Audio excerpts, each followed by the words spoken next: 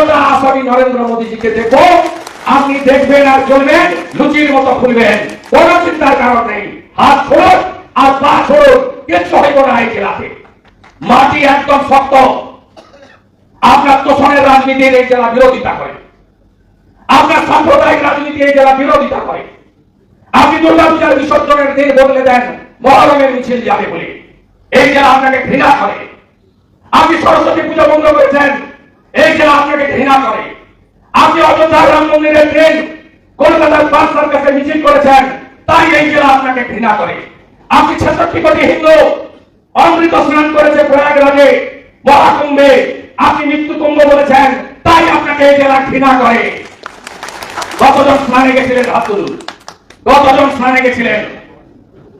Har Har Har Har Har Har.